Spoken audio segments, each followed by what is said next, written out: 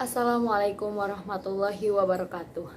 Perkenalkan, nama saya Iin Inayah. Saya mahasiswa PKPI 5A Institut Agama Islam Bunga Bangsa Cirebon.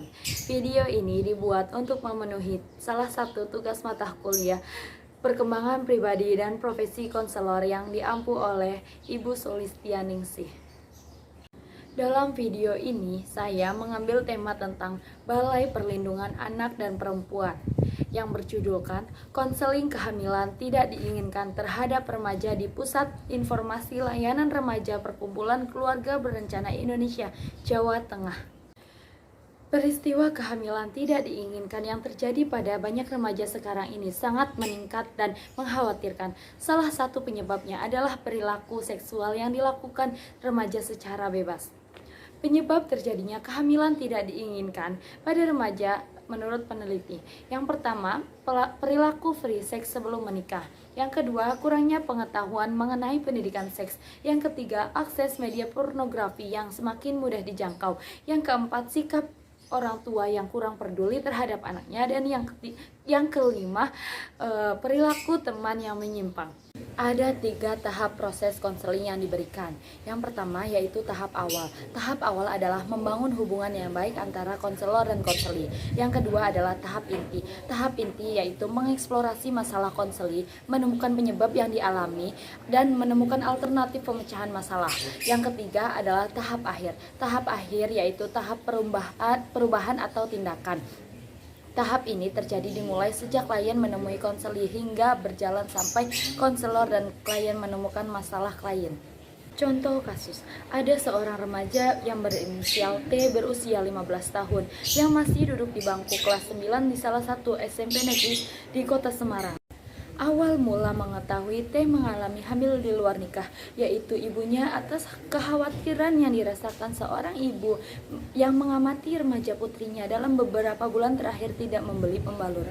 Kehamilan di luar nikah yang dialami T ini dikarenakan kekurangnya informasi mengenai pendidikan kesehatan reproduksi dan seksualitas. 1 bulan sebelum pelaksanaan UNBK, T mengaku kepada orang tuanya bahwa ia hamil. Sontak orang tuanya terkejut dan membawanya ke puskesmas, dan hasil pemeriksaannya memang positif hamil. Orang tua T panik dengan kasus tersebut sehingga meminta puskesmas untuk membantu T supaya dapat mengikuti UNBK sampai mendapatkan ijazah kelulusan. Pihak puskesmas menyarankan untuk datang ke PKBI daerah Jawa Tengah untuk melakukan proses konseling dan pendampingan terhadap remaja yang mengalami hamil di luar nikah. Petugas dari PKBI berkunjung ke rumah T untuk membantu menyelesaikan permasalahannya dan melakukan konseling terhadap klien dan orang tuanya. Teknik yang digunakan dalam kasus ini adalah teknik konseling rasional emotif pelaku.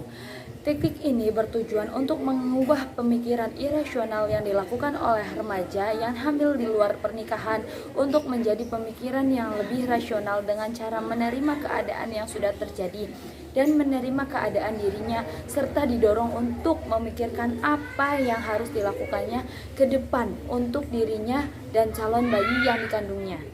Konseling rasional emotif perilaku berupaya meningkatkan keinginan diri yang dimiliki remaja hamil di luar pernikahan dengan cara membantu konseli mencapai kebahagiaan yang mereka inginkan.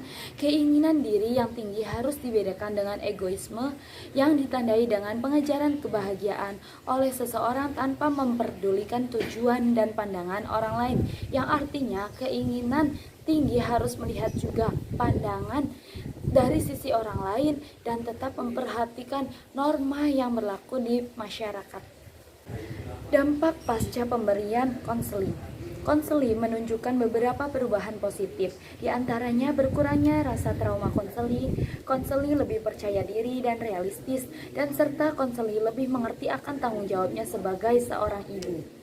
Berdasarkan pemaparan di atas, dapat disimpulkan bahwa dalam proses konseling, konselor akan membantu klien untuk mengidentifikasi kebutuhannya dan membuat keputusan yang tepat tanpa adanya tekanan dari siapapun. Konselor mendorong klien untuk mengenali dan mengembangkan kapasitas pribadi mereka sehingga dapat memahami lebih efektif permasalahan yang dihadapinya.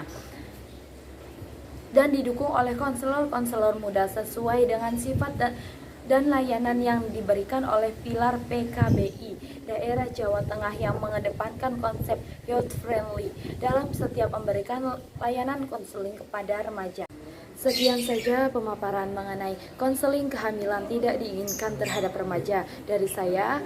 Semoga bermanfaat dan kurang lebihnya mohon maaf. Wassalamualaikum warahmatullahi wabarakatuh.